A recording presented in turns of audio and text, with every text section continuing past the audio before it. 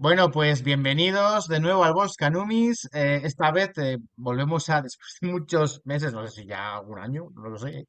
Volvemos con la democracia ateniense, esta vez la cuarta parte con Adrián de la taberna de Castor y Pollux, uno de los dos componentes. Bueno, siempre veis al mismo, pero hay otro componente, ¿eh? Tú eres Yo soy Castor. Pollux, Castor, tú Castor. eres Castor, tú eres Castor. Bueno, pues el otro es Pollux. Y claro, pues siempre vemos a la que es la cara más visible, la que, bueno, digamos, la que más le gusta salir en escenario, ¿no? La otra a lo mejor está más entre bambalinas, pero bueno. Bueno, pues vamos a continuar con esta saga que habíamos empezado, porque la terminamos ya una con Sotochi, que es la de Bizancio, continuamos con otra con Ángel, que es la del ejército romano, y continuamos con esta, que es la democracia ateniense, que tengo entendido que en tu canal, pues también la estás iniciando. No sé si la llamas así o la llamas Atenas directamente o no sé cómo la llamas, pero estás iniciando también la saga en tu canal. Pero bueno, vamos a ver si vamos avanzando y bueno, y así de esta manera también tú también coges ideas para igual cuando toque el programa tuyo, ¿no?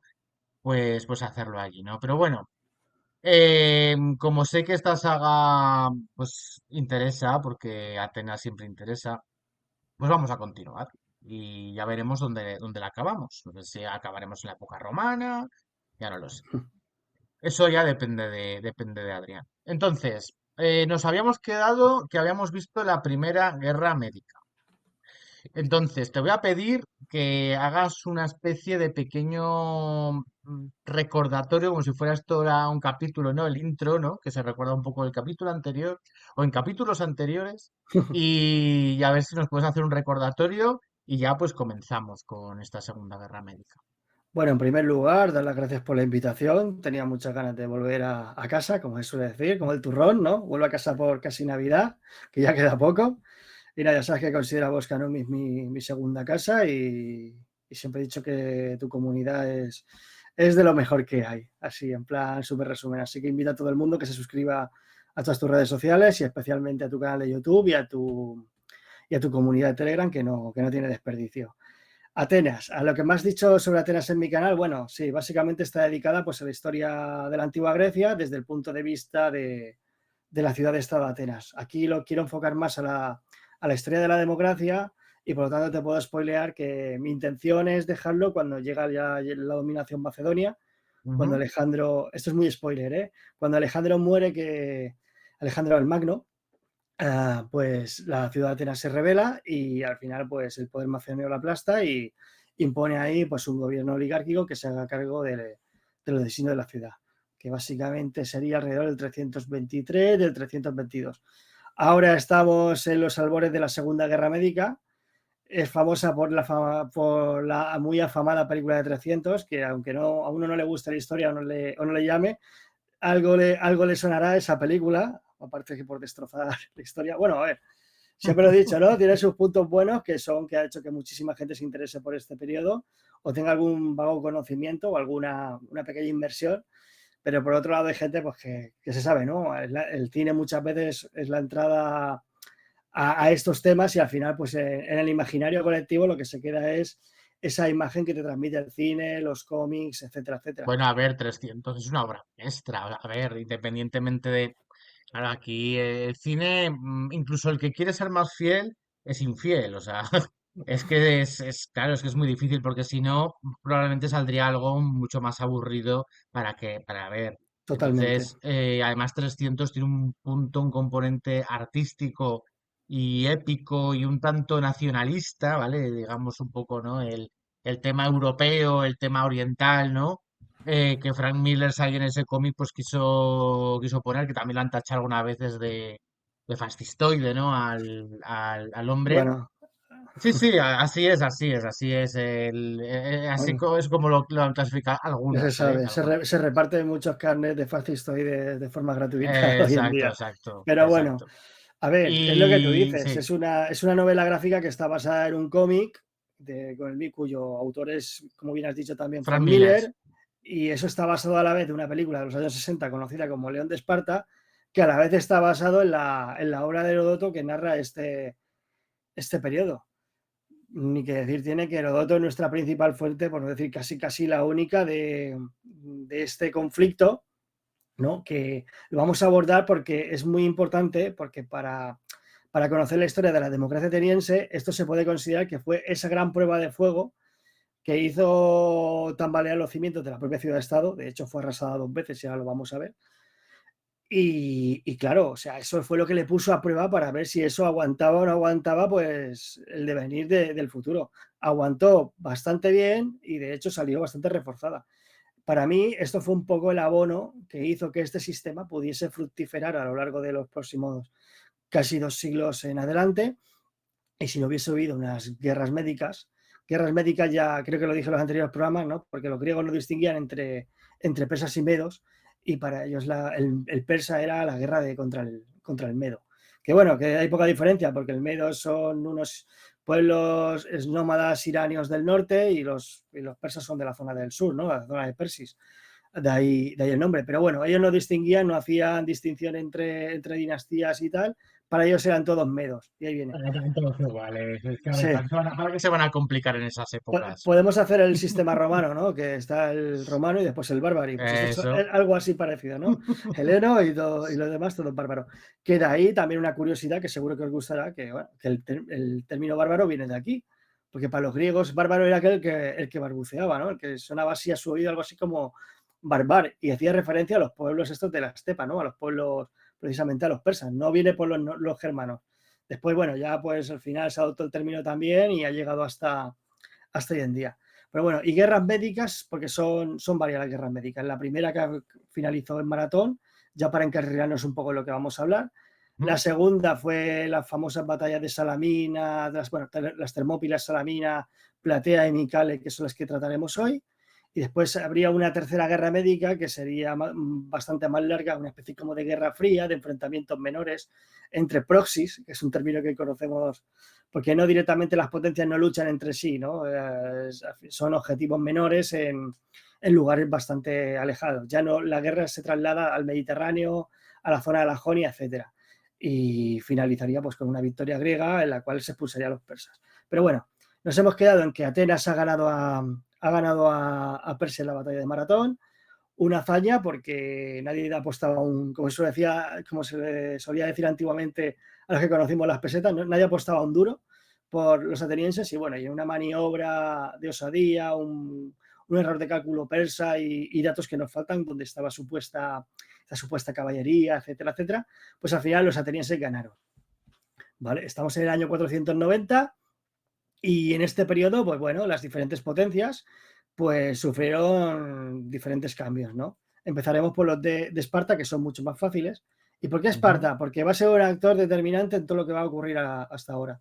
Hasta ahora los espartanos lo que han hecho, bueno, tenían ese pique interno entre los reyes Cleómenos y de Marato, que ya sabéis que Esparta es una diarquía, que por mucho que veis en la famada película Frank Miller solo se ve a Leónidas, pues había 2 reyes, ¿no? Cleómenes, que era así un rey un poco díscolo, bastante ambicioso, y eso iba en contra, chocaba contra la mentalidad, la forma de ver el mundo de los espartanos, que era extremadamente, bueno, extremadamente, Espartanos. sí, conservadores, o sea, es el paradigma Sí. del conservadurismo, hasta el punto que, bueno, que eso les pasará factura y prácticamente les llevó a su extinción como nosotros les conocemos, ¿no? Y el rey de Marato, que era el de la otra casa real, ¿no? La de los, si no voy mal, la de los Europóntidas. Están los Egíadas, al cual pertenecía Cleómenes, y de Marato pertenecía a lo de los Europóntidas. Estos 2 reyes no se llevaban muy bien y al final, pues Cleómenes, para quitárselo de en medio, pues consiguió su deposición a través de amañar un oráculo de Delfos, porque el oráculo de Delfos era muy dado a recibir sobornos y claro, ya sabéis cómo consistía. No sé si quieres que lo explique brevemente, Sí, sí, un sí. poco el funcionamiento. Explícalo un poquito. Básicamente iban a hacer la pregunta al oráculo, que en los subterráneos, tampoco se sabe exactamente, ¿no? Se deduce y tal, por los escritos, pero no se sabe exactamente el procedimiento, ni qué sustancia ingería, si era una insustancia, si era gas, etcétera. Pero bueno, el caso es que ellos hacían la pregunta, la pitia balbuceaba y unos intérpretes pues decían algo así como la interpretación, ¿no? Como una especie como de poema. Y claro, y normalmente solían ser poemas o versos bastante ambiguos que cada uno interpretaba pues como quería, como le convenía. Y claro, Ujú. pues este oráculo pues era bastante propenso no la chica, ¿no? Sino los sacerdotes que estaban detrás, a recibir sobornos, pues para que la interpretación pues, sea más favorable A sus según a intereses. los intereses de la persona que había detrás, ¿no? Sí, sí, Y sí, claro, sí. y uno de estos, pues básicamente el oráculo determinó que de Marato era un bastardo y claro, como era bastardo no tenía sangre real y no podía gobernar. Pues ¿dónde fue a acabar este rey? Pues a la corte del rey persa. ¿Mm? Y ahí es uno de los factores determinantes, porque este hombre pertenecería al Estado Mayor del rey Jerjes, que sería el que invadiría Grecia los 10 años siguientes. Y claro, pues el que le aconsejaría, le diría ataca por aquí, ataca por allá, dicho de una manera muy burda, ¿no? Y al final, pues el joven Leotíquidas sería el que se establecería en el lugar de Demarato. A Cleómenes también se lo quitaron de en medio porque, como he dicho, era un rey muy díscolo, participó en varias invasiones saláticas para establecer en episodios anteriores establecería eso. Habría invadido el Ática varias veces pues, para hacer valer sus intereses y bueno, eso a los éforos no les gustó y al final, bueno, con una treta también se lo quitaron de en medio y hizo las malas lenguas, como no Heródoto, que apareció que él se mató él mismo a bocados en la cárcel. Créetelo, no créetelo. Otra curiosidad, la mujer de Leónidas sería la hija de Cleómenes. Que bueno, ¿Mm? Leónidas de hecho es el medio hermano de Cleómenes. Creo que si no voy mal, que me corrijan los oyentes, si alguien lo sabe en comentarios, que Leónidas es hermano de Cleómenes por parte de padre, de diferente madre. Y bueno, y así pues quedaría Esparta, ¿no? En vistas de la Segunda Guerra Médica. Atenas, pues establecerían unos cambios políticos. El más importante es que los polemarcas, uh, rebobino un poco más, ¿vale? ¿Os acordáis que había 3 arcontes, después pasaron a ser 10 y los 3 participantes, el Basileo, el Epónimo y el Polemarca, eran los que repartían el bacalao, ¿no? Y después los otros eran añadidos. ¿Mm? Pues el Polemarca, digamos que era ese arconte que se elegía era como el generalísimo, ¿no? El que se encargaba de dirigir la guerra, pues a partir de este periodo, pues ya no sería así. Lo ejercerían los 10 taxiarcas o estrategos, pues decidirían el destino de la guerra por turnos, ¿no? Una cosa súper eficaz. Pero bueno, hay que acordarse también de que en este momento Cimón, el héroe de Maratón, fue exiliado. ¿Por qué? Dice, vaya, ¿cómo paga Atenas a sus héroes? Y resulta que, no sé si lo dije en el anterior programa, pero si no lo Sí, pero recuerdo, recuérdalo, recuérdalo, sí, sí. sí, que se vino muy arriba con la victoria de Maratón y pidió a la Asamblea, porque hay que acordarse que en este momento que casi que todo se votaba en la Asamblea, de ahí el hecho de que Atenas se llame de una democracia o una isonomía, ¿no? Igualdad de derechos para todos los ciudadanos, y pidió 70 naves pues, para atacar la isla de Paros que estaba en poder de los persas. Pero ¿qué pasa? Que la operación fue un completo desastre y salió mal. Y Atenas no tiene fama de tratar muy bien a los generales que caían en desgracia. Por lo tanto, ya que había sido tan pesado para reunir los fondos y la flota para un objetivo militar y había fracasado estrepitosamente, pues este hombre pues acabó enjuiciado y acabó condenado, que nada más y nada menos que tuvo que pagar una multa de 50 talentos. Creo que eran lo tengo por aquí, unos 1.295 kilos de plata. Y Ujú. la pagó su hijo. Bueno, perdón, he dicho que era Cimón, el héroe de Maratón, era Milcíadas. Su hijo era Cimón, que sería uno de los archirrival de Pericles en años, no, de Temístocles en periodos posteriores. Pues Cimón fue el que tuvo que hacer cargo del pago de la multa y el pobre Milcíades, que había vencido en Maratón, héroe de guerra, que había sufrido esta debacle, pues murió en prisión porque se le gangrenó la pierna por una herida fruto de esa campaña. Mm. Bueno, pues aquí aparece Temístocles, uno de los personajes para mí más fascinantes de la historia, que reúne todos esos componentes de el hombre, o sea, el hombre que otorga la providencia en esos momentos más aciagos. A ver, es un personaje que levanta, no sé cómo lo verás tú, pero que levanta sentimientos enfrentados, porque es que es el demagogo de manual.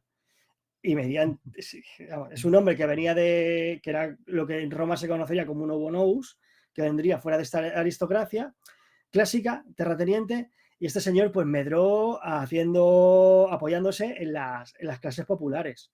Y así fue como pudo escalar puestos en el juego del nuevo sistema político que, si recordáis, pues este momento llevarían menos de 30 años en vigor, ¿no? Desde que entró Ahora no me acuerdo cómo se llamaba, voy a quedar un poco mal. Luego me vendrá el nombre, Ujú. Clístenes, desde que Clístenes Entonces este era un poco, bueno, era bastante populista, ¿no? O sea, digamos que, de digamos manual, que, claro, claro, o sea, digamos que, bueno, pues en comparación podríamos decir los que se apoyaban en Roma en las clases populares, ¿no? Pues, por ejemplo, los populares, digamos, ¿no? populares. Exacto, que se apoyaban más en la plebe, en esos caballeros, ¿no? Y este, pues bueno, pues hacía un poco lo mismo, claro, o sea, es una estrategia infalible. A ver, sería yo, alguno me discutirá, ¿no? Pero para mí sería lo que años más tarde intentaría hacer Catilina. Lo que pasa que a él le salió bien y era un poco más altruista, o por lo menos tenía muchísima más visión de Estado, ¿no? A ver, que en estos sistemas los políticos lo que buscan es medrar y tener la primera posición del Estado. Lo que pasa que en Atenas, pues por un sistema que ya hablamos en programas anteriores, que se llama ostracismo, pues eso lo limitaba bastante, ¿no? Que básicamente era votar a todo ciudadano que consideraba un peligro para la cosa pública, en este caso la democracia o el Estado, pues se Ujú. le exiliaba por un periodo de 10 años para que pensara. No era un castigo definitivo porque volvía lo diré, las propiedades eran respetadas, ¿no? No era así, no era una condena al uso en plan, tú has hecho algo malo, no vuelvas por aquí, no era un destierro, era, digamos, le obligaban a abandonar La patria, ¿no? la patria, Lo que era realmente importante. exactamente, que en este caso correspondería a la península del Ática y no podría volver por 10 años. Era como, cuidado, que no se te ocurre atacar al sistema. Sí, Y sí. claro, y esto, de hecho, Temístocles sufrió de ostracismo. Jantipo, el padre de Pericles, que era muy famoso durante el periodo de Contecia, también sufrió de ostracismo. Vamos, aquí quien no lo habían ostraquizado en este periodo, o sea, no era ateniense no era un verdadero, no era un verdadero político ateniense. Había que pasar por esa experiencia. Era un trámite casi, casi, ¿no? Claro, Para claro. los grandes. Luego veremos que tuvieron que pedir a algunos que volvieran por los motivos que ahora veremos a continuación, ¿no? Pues aquí este señor coincidió su mandato, había sido arconte, pues coincidió su mandato en que se descubrieron las famosas minas de Laurión, una veta de plata. Y aquí fue cuando dejamos el programa anterior, ¿no? En el que recordamos cómo se descubrió esta plata y los políticos pues propusieron a la asamblea pues dividirlo entre cada ciudadano, ¿no? Ciudadano era ciudadano mayor de edad con derecho a voto. No mujeres, no esclavos, no extranjeros, solo podían votar los mayores de edad con la ciudadanía plena, hijos por lo menos de padre ateniense. Después, por una Ujú. ley de Pericles, esto se restringiría aún más, incluso a Pericles le saldría el tiro por la culata, que ya lo veremos y así dejo un poco la intriga. Si alguien quiera que lo pregunte, si no puede aguantar la intriga. Pues Temístocles fue muchísimo más visionario, que es lo que le caracteriza a él, ¿no? Aparte de populista, era un hombre que veía y pensaba a muy largo plazo, muy parecido a Augusto también, ¿no? Estas personas que ven, que no se le escapa detalle. Y él pudo prevenir, porque él era veterano de la guerra de Maratón, de la batalla de Maratón, que los persas volverían, que esto no iba a quedar así. A ver, había sido una humillación para el imperio más poderoso y más extenso de la tierra en el momento. Nosotros lo vemos desde el ángulo persa, desde el ángulo griego, perdón, porque somos, digamos, descendientes directos culturalmente hablando de la cultura helénica. Pues hay que tener en cuenta que nosotros lo vemos desde el prisma, desde la óptica de Grecia, porque somos los herederos culturales, por así decirlo, de la cultura griega, ¿no? Da la redundancia. Y Persia era un imperio pues, que provenía o descendía de imperios que ya llevaban muchísimos años, incluso se podrían remontar hasta 2000, incluso 3000, bueno, sí, 2000 años desde el momento que estamos hablando. Podríamos remontarlo a asirios, babilónicos y por ende a acadios, sumerios y ese raigambre, ¿no? Y claro, pues, ¿qué pasa? Que esa superpotencia no podía dejar las cosas pasar, ¿no? Y Darío, perdón, eh, ¿Cómo has llamado? Hilario. Hilario. Hilario, El señor Hilario. el señor Hilario, para los amigos. Darío el Grande, que fue el gran artífice de todas las reformas del Imperio Persa, por el que el Imperio Persa sería conocido, ¿no? El usurpador. Pues no dejaría pasar esto y de hecho le dijo a su esclavo, uno de sus esclavos, mientras comía, que le recordase el asunto de los atenienses, ¿no? En plan de, señor, acuérdese de los atenienses. Vale, vale, vale, lo tendré en cuenta. ¿Qué pasa? Que entre el 490 y el 480 se produjeron varias rebeliones en el Imperio Persa entre ellas la de la famosa satrapía de Egipto, ¿no? Que era muy levantisca, porque, claro, Egipto también es el otro imperio milenario y no podía consentir que los persas les pisaran de esta manera. Los persas solían ser muy respetuosos con las culturas conquistadas. Pero ¿qué pasa con el caso de Egipto? Pues que Egipto pues, tenía mucho orgullo nacional, por así decirlo, y no le iba bien, también muy vulgarmente dicho, no le iba bien pues ser dominado incluso por la potencia de los persas, por muy tolerantes que sean. Los egipcios eran egipcios. ¿Qué pasa? Que durante el transcurso de este periodo, pues Darío muere, no Hilario, y le sucede pues su hijo Jerjes, ¿no? Que no era su primogénito, lo que pasa es que fue el primer hijo nacido cuando él ya era rey, ¿no? Y según la ley persa, pues era el que tenía más derecho a reinar. Ujú. Y Jerjes lo primero que hizo, pues puso punto y final a las rebeliones que estaban abiertas y recordó el episodio de Maratón. A él no se lo olvidaba. Claro, pues una vez hecho esto, pues preparó una flota que se puede calcular en unos 1.200 trirremes y un ejército que, a pesar de que Heródoto diga que podían ser 1.000.000, no hay logística que te aguante eso. Incluso hoy en día ya es difícil, pues imaginarse la edad antigua, por mucha eficiencia que haya y por muchos medios buenos que hayas puesto o por muy crack y organizativo que seas. Así que los historiadores, más o menos, existe un consenso que podrían ser entre los 150.000 y 200.000 efectivos, que ya son, 200.000 personas en esa época atacando un mismo punto, pues eso requería de una organización logística impresionante, ¿vale? Pues Darío, hemos dicho que murió en el 486, Jerjes se hace cargo del imperio persa, restableció el orden aplastando las rebeliones de Egipto y de Babilonia, empezó a reunir el contingente que hemos dicho de 200.000 efectivos y tal, las 1.200 trirremes, y cuando ya estuvo eso preparado, pues puso rumbo al Helesponto, ¿no? Al Helesponto veréis que tiene el juego de palabras que es el puente a la Hélade, ¿no? Que sería lo que sería hoy, si no voy mal, el Bósforo. El Bósforo, ¿no? El mar de Mármara y todo eso, ¿no? Exactamente. Vale, vale. Pues ahí se plantó. Y lo primero que hizo pues, fue montar un puente flotante para unir Asia con Europa en el ya mencionado Helesponto para que su ejército pasara. Y fue de una hombre de ingeniería pues brutalísima. Ya imaginaros, 1.600 barcos. Oh, es que, a ver, no sé si has estado tú allí en Estambul, pero el Bósforo es ancho, ¿eh? De cojones. O sea, o sea que hay un puente y tal, pero coño, que no es poca cosa para hacer un puentecico ahí, ¿eh? Sí, Tela. pues en este punto, imaginarse un puente flotante utilizando todos los barcos de carga, trirremes, porque recordad que el trirreme es la evolución de la pentecontera, que la pentecontera a su vez era un barco de guerra fenicio. Pues imaginaros barcos en fila con tierra pisonada por encima para que los animales no se pongan nerviosos, porque los animales no son tontos, y así pues cubriendo una distancia de más de 1,5 kilómetros. Tengo aquí apuntado unos 1.600 metros. O sea, que son, No, no, barquito, barquito, barquito. y además esa zona que hay unas corrientes ahí muy complicadas, ¿eh? O sea, que debieron hacer sus cálculos y sus historias para que eso fuera efectivo, porque no es lo mismo un río que dices, bueno, una corriente pues va hacia un lado y hay partes que es menos bravo, ¿no? Pero, ostras, pero esa zona es complicada, es como hacer un puente casi entre el estrecho de Gibraltar y, bueno, en el estrecho de Gibraltar, ¿no?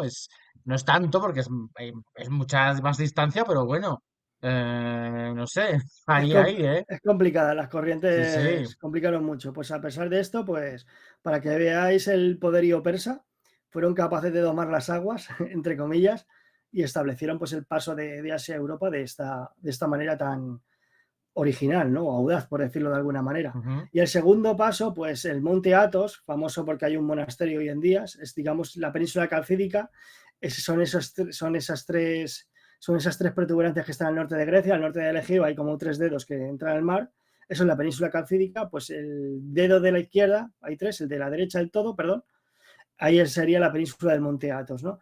Pues ahí, precisamente para evitar esas corrientes que tú has mencionado, que con muy buen juicio has sabido adelantarte, Mm.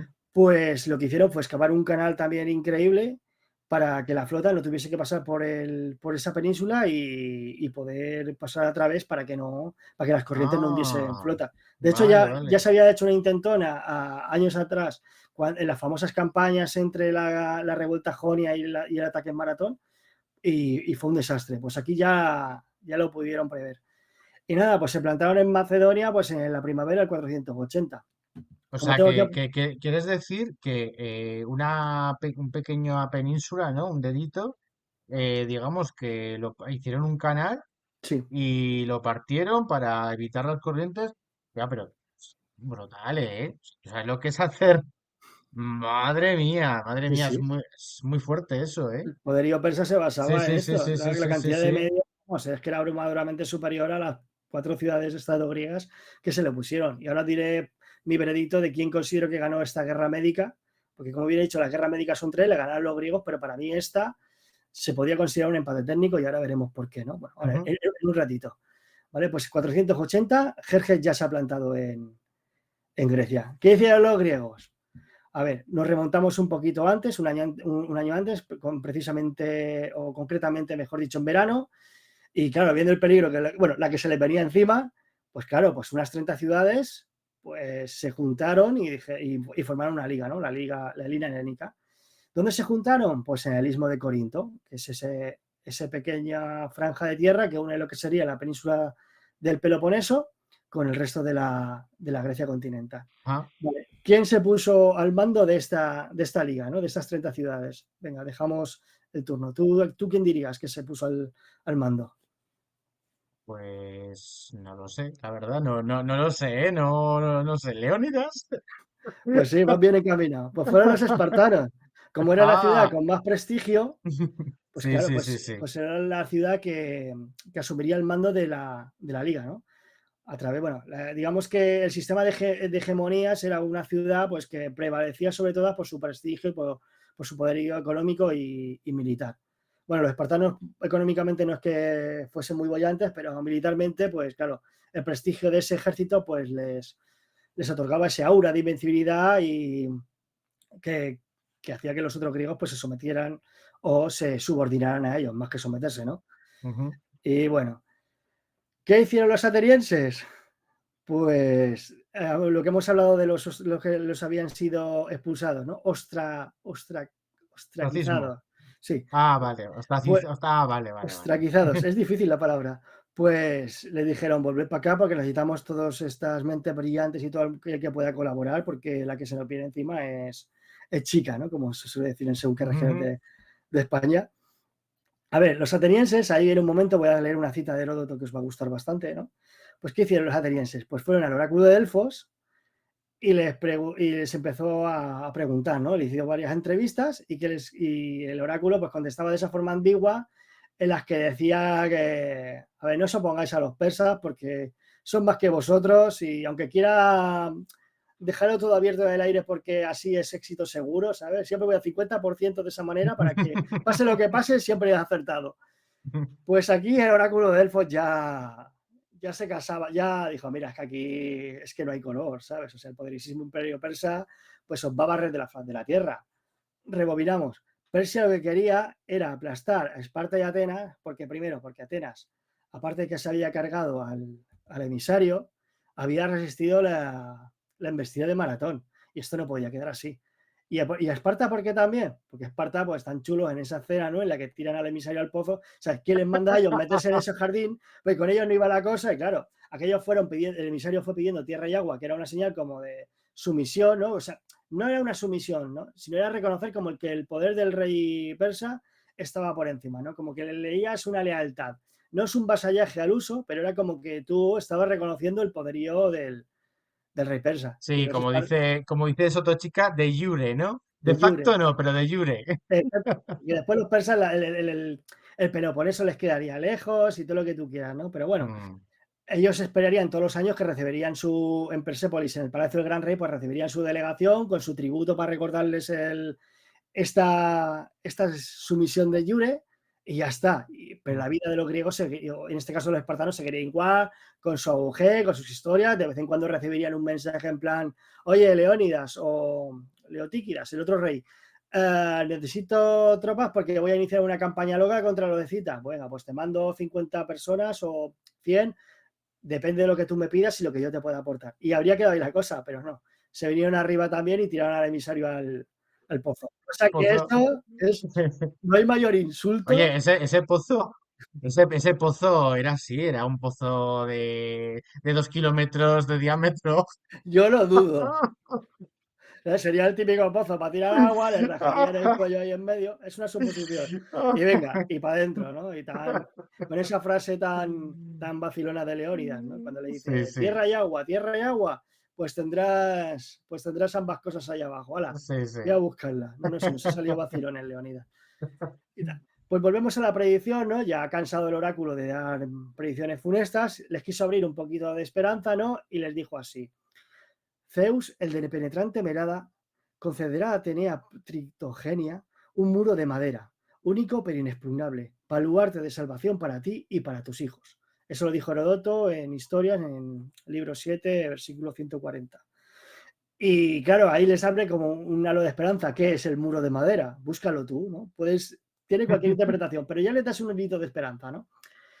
Y claro, Temístocles, ¿qué es lo que pasó con. ¿Qué es lo que hizo? Como buen demagogo y visionario, ¿no? Esa combinación explosiva. Pues convenció a los atenienses de que el muro sería la flota nueva que acababa de construir, ¿no? Volvemos al tema de la mina de Laurión, que lo he dejado abierto antes, que lo quería Ujú. conectar con esto. Los ciudadanos votaron para que la plata fuese destinada pues, al bolsillo de cada uno, repartida a partes iguales, etcétera, etcétera. Temístocles les convenció para hacer una nueva flota. ¿Por qué? No para defenderse de los persas, porque el resto de atenienses estaban muy subiditos con su victoria y pensaban que les habían dado un escarmiento. Y Temístocles sabía que eso no sucedería, así que quiso crear un enemigo de paja, mucho más visible, mucho más real, que no era nada más y nada menos que la isla de Egina, que estaba frente a las costas del Ática. Y ahí sí que coló. Que no, esta flota, estas 203 remes que vamos a crear es para defenderlo de los eginetas que están conspirando contra nosotros, que yo lo sé. Ah, los eginetas, estos sí que los puedo ver, a los persas no, que están muy lejos, pero estos sí. Y claro, y ahí ya coló. Pues aquí aprovechó este oráculo, a saber si Temístocles no metió también dinero de por medio, y ya aprovechó pues, para convencerles que este muro de madera hacía referencia a esta flota. Bien, tenemos a los griegos reunidos preparando la liga que sería dirigida por Esparta, la estrategia a convenir, etcétera, etcétera. Y los persas pues están avanzando a través del norte de Grecia, consiguiendo que Macedonia pues medizara. ¿Qué es medizar? Pues a el bando persa, a entregar la tierra y el agua requerida y someterse bajo los estandartes al gran rey. Lo que pasa es que, bueno, veremos que Macedonia siempre jugaría un poco en los dos bandos, ¿no? Estaría bajo el estandarte del gran rey, la asesoraría, pondría incluso tropas, permitiría el paso por sus tierras y no lo hagas, verás lo que pasa. Pero también avisaría o informaría o incluso haría de emisario o de mediador en las negociaciones que tendrían los persas con los componentes de la Liga Helénica, perdón. No me gusta decir griegos porque no hay una conciencia nacional como tal. En este momento los griegos o los helenos, como se llamarían ellos, los habitantes de la Hélade, sería más como una koiné, ¿no? Que también es una palabra griega, como una mancomunidad donde todos compartirían una cultura y un idioma, si no la misma, muy parecidas. De hecho, los macedonios serían considerados hasta Alejandro Magno como bárbaros porque no serían griegos al uso. O sea, no eran del club. No eran del club. A Mm. ver, Filipo II de Macedonia y su hijo Alejandro pues harían grandes esfuerzos pues, para entrar en el club, ¿no? Pero siempre estaría la sombra de los bárbaros, siempre estaría sobre ellos. Pues bueno, aquí vienen los tesalios. Tesalia es una región que está entre Macedonia y la Beocia. Si cogéis un mapa de Grecia, pues sería la Grecia central. Ujú. Pues los tesalios pues, solicitaron a los aliados que el ejército reforzara su frontera norte. Pero ¿qué pasa? Que la zona norte es una zona bastante abierta, ¿no? Y claro, hay que recordar que los griegos también, su sistema de combate hoplita, pues favorecía la lucha en espacios cerrados, cosa que podría de alguna manera igualar un poco las fuerzas en contra de los persas, ¿no? Ahí la superioridad numérica pues no serviría no es que no serviría de nada, porque al final oleada tras oleada, pero ya decantaría, igualaría un poquito las fuerzas. Incluso el sistema griego de combate en distancias cerradas era mucho más superior que el Ujú. persa. ¿Qué hicieron los griegos en un primer momento? O los helenos. Pues en un primer momento enviaron hoplitas a la zona, concretamente en el Valle del Tempe. El Valle del Tempe es un valle que está en las laderas del Monte Olimpo. Y así interceptar a las fuerzas de Jerjes. Pero ¿qué pasa? Que como es una zona bastante abierta, pues corrían un riesgo muy elevado de ser flanqueados por las fuerzas persas que les cuadriplicaban y los quintuplicaban en número, ¿no? Y aparte que también tenía una afamada caballería que era muy superior a la helena, que en este momento era prácticamente inexistente, que eran tropas montadas o de apoyo a los flancos de la falange. La caballería griega no se desarrollaría hasta ya hasta mediados del siglo IV, ya no cogería un papel más protagonista, ¿no? Y sería utilizado de forma auxiliar. Pero en este momento no vale ni para estar escondida, como se suele decir. Así que los griegos cogieron los bártulos y se retiraron hasta una posición más atrasada. ¿Cuál es esta posición? Pues esta posición os va a sonar a todos, que sería el paso de las Termópilas. Hoy en día, si vais y veis el paso de las Termópilas, decís, jolines, aquí caben 80 trailers puestos en fila, ¿no? Son kilómetros desde la montaña hasta la costa, creo que hay como 2 o 3 kilómetros. Pero en ese momento, claro, pues la orografía va cambiando con el paso de los siglos. Y por la sedimentación, subida o bajada del nivel del agua, etcétera, etcétera, pues al final la tierra ha ido ocupando espacio al mar. En ese momento era un pequeño desfiladero angosto que los griegos consideraron que era apto para su sistema de combate y por eso acamparon ahí. ¿Qué pasa con los...? Un segundo. Sí, ¿Similitud con el de 300, el paso angosto? sí, lo cuidan, ¿Sí? ¿eh? Lo cuidan ¿Sí? bastante, aunque vemos que todo está hecho de forma digital, ¿no? O CGI, creo recordar. Si hacéis una comparativa de las montañas, cómo son en la actualidad y cómo la muestran en 300, se ve que sí. Vale, vale.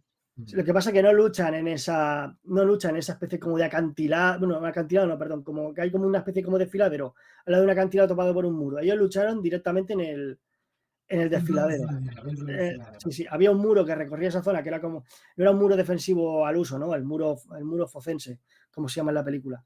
Era un muro transversal pues, que pues delimitaba pues, un territorio y ellos lo que hicieron, lo reconstruyeron y lo utilizaron para trinchearse detrás de él, ¿no? Pero bueno, vieron que esa posición pues al final favorecía a su falange y ahí se montaron el campamento. Pero hay una cosa que no me queda clara. Sí, A ver, esa posición, porque claro, los persas, ellos sabrían por dónde iban a venir, ¿no? Porque los persas tendrían también varias opciones para llegar a sus objetivos. Claro, ¿y cómo sabían ellos que pasarían por ese desfiladero, sabiendo que ese desfiladero, a ver, no es que sea muy adecuado para transportar a todos sus ejércitos, ¿no? uf, ahí hay mucha tela que cortar. Bueno, vamos a decir Vale, primero lo que vale. pasó con los tesalios. Los tesalios, cómo se sintieron abandonados, se pasaron al bando persa. No, a ver, os habéis retirado al sur, nos habéis dejado a nosotros con el culo al aire, como se suele decir, pues ¿qué hacemos? A ver, yo en parte los entiendo, ¿no? Al fin y al cabo es supervivencia, como también se suele decir que cada cual aguante su vela. Y es que si se van a quedar ahí Claro, muy estoicos estos, y van a perder sus ciudades y van a ser claro, arrasados. Los claro, persas eran muy parecidos a los romanos en el sentido de que si tú colaboras conmigo, vas a tener unos precios y unos premios muy buenos y vas a vivir muy dignamente. Prácticamente lo que he dicho antes, ¿no? Ni te vas a enterar de que estoy aquí. Ahora, o ponte a mí y te va a pasar pues como le pasó a Eretria o como le pasará a Atenas, que no van a quedar aquí ni los cimientos. Y claro, los tesalios, pues ¿qué hicieron? Al sentirse abandonados, pues hicieron lo que dictaba el sentido común en ese momento, que era medizar, pasarse al bando persa.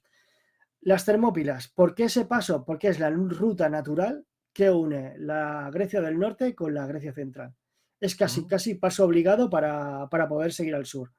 Al sur hay de ese paso hay como una especie como de sierra que es prácticamente impracticable si tú quieres pasar pues con un ejército, con carros o con grandes ejércitos, ¿no? Había una senda que era la senda Apamea, si no Anopea, creo que era, si no corregidme, creo que era la senda Anopea, que era un camino de cabra, lo que se conoce hoy en día, que bordeaba esa posición. Y si con un contingente, pues que sea un poco ligero o no muy numeroso, pues sí que podías utilizarlo para bordear la posición, que veremos que la historia acaba por esa senda. Pero las Termópilas era básicamente la puerta de entrada. De hecho, el nombre Termópilas, termos, del griego caliente, y pilas, significa puertas, o sea, las puertas calientes. ¿Por qué calientes? Porque había unos manantiales producto de la actividad sísmica que hay en Grecia. Es una zona volcánica por así decirlo, ujú. muy activa en la Tierra.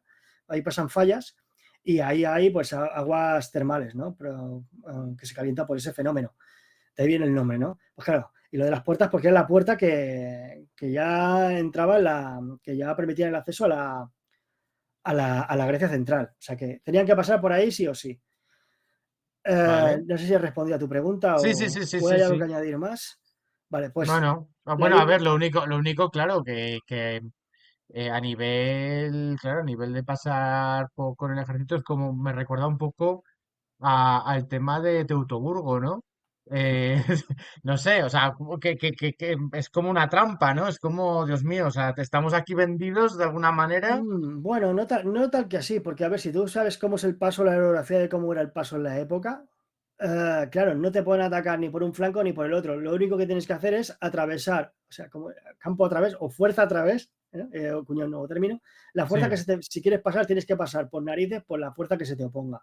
De hecho, vale. veremos que Mm. hay varias batallas a lo largo de la historia en el mismo lugar, en el mismo punto, y normalmente todas solían acabar mal para el defensor. Pero bueno, no quiero adelantar Vale, vale, acontecimientos. vale, O vale, sea, vale. era la única manera. Claro, los pesos pues estaban crecidos porque tú me vas a comprar una hueste de 250.000 personas con una hueste que a lo mejor se podría calcular en qué. O sea, en todos los griegos, en 50.000. Sumando, mira, yo te puedo decir que en este momento, tengo aquí una lista, si quieres la leo. La fuerza que se opuso al enemigo persa estaba compuesta por 700 tespios, 2.120 arcadios, 1.000 locrios, 400 tebanos. El caso de los tebanos era gracioso, ¿no? Porque eran como rehenes, ¿no? Una fuerza rehén que tenían para evitar que los tebanos desde la retaguardia se pasaran al bando persa. Los tenían para asegurarse de que no medizaran. 400 corintios, 200 hombres de Friunte, 80 micenos, 1.000 focenses, o sea, en total, junto a los 300 espartanos, que ahora también diríamos de dónde salen los 300 espartanos, tendríamos aproximadamente una fuerza de 5.200 personas para efectuar el tapón delante de la fuerza de Leónidas. Ah, pero eran solo 300, ¿eh? Bueno, y aún así, como os voy a decir, es un plan sin fisuras, ¿sabes? ¿Qué puede Mm. salir mal? A ver, por lo menos yo quiero creer que la visión estratégica de esta guerra, o por así, si leéis ensayos sobre este periodo histórico o leéis las fuentes, yo creo que era una forma de ganar tiempo para replegarse más al sur y preparar una estrategia un poco más a largo plazo, porque es imposible, por mucho que aprovechen la orografía del terreno, que una fuerza de estas características pudiesen oponerse a semejante hueste. Vamos, es imposible. Vamos a ver que de hecho les pasaron por encima como una pisonadora. A ver, que también entró el factor tradición y el factor sorpresa, ¿no? Por la senda esta que he mencionado, pero que a ver, que los números no dan. O sea, vamos, Mm. en mi opinión, en mi opinión. Bien, los 300 espartanos, que muchos querrán saber dónde salen. Esparta, el sistema espartano, que algún día si quieres hablamos de él, me ofrezco venir al canal para hablar de ellos. Si no, tengo un vídeo también en el mío donde los destripo. Se basa en crear un ejército profesional, que es que todo ciudadano varón forma parte del ejército y tiene que estar permanentemente preparado. ¿Para qué? Pues porque como más de 3/4 partes de la población eran esclavos y vivían en condiciones infrahumanas, pues tenían tendencia a rebelarse. Pues ese ejército no solía salir del territorio de la ciudad-estado, ¿para qué? Pues para someterlos. Porque en el momento que el ejército se fuese a alguna campaña lejana, pues esto se pasaban a cuchillo a toda espartiata que quedaba por ahí. Por eso eran tan reacios. Y por eso yo creo que la excusa que dieron para no acudir con todo el ejército en ese momento, que debía componerse de unos 9.000 hoplitas, más aliados períacos, que eran los ciudadanos que no tenían plenos derechos, o los ilotas, que eran estos esclavos que también utilizaban como fuerza auxiliar o fuerzas de apoyo, pues la excusa que dieron es que estaba en la Festival de las Carneas, unas festividades que estaban consagradas al dios Apolo, y era un sacrilegio pues abandonar la ciudad. Por tanto, se le permitió salir al rey Leónidas con su guardia personal, no se sabe si era la famosa gema, la gema es la guardia real. Cada rey tenía una guardia personal de 300 componentes y así que coincide. Lo que pasa que estos 300 componentes pues se veía que ya debían de tener un hijo cada uno pues para que perpetuase la estirpe y no se extinguiese. Cosa que también me parece bastante rara porque en Esparta el individualismo era aplastado desde el primer momento. Ahí lo que contaba era el espíritu de corps, el espíritu comunitario de que lo que debía prevalecer era la polis, no era a lo mejor como un clan aristocrático de una ciudad ateniense o corintia Sí, o vete tú a saber. con sus linajes y sus cosas, Sí, ¿no? con sus Ya, grandes ya. familias, como la de los Almeónidas, a la que pertenecía Pericles, etcétera, etcétera. Estos, aunque hubiese grandes familias, que era la de los dos reyes, básicamente todos los ciudadanos estaban sometidos al control de, como se suele decir en los cuarteles españoles de la Guardia Civil o del Ejército, todo por la patria, pues en este caso es todo por Esparta, ¿no? Yo creo que, aunque sea una chorrada lo que acabo de decir, creo que plasma muy bien el espíritu y la mentalidad que quería transmitir el Estado espartano a sus componentes, bueno, transmitir, que quería inculcar para que llegase en estos momentos, pues lo diesen todos, ¿no?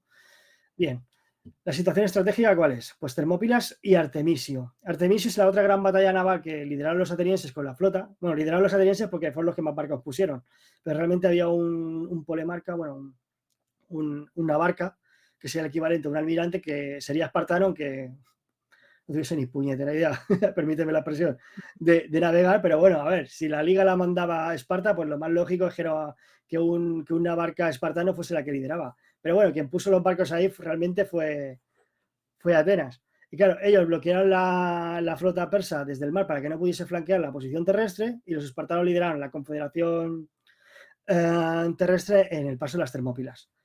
Pues la batalla duró 2 días de combate.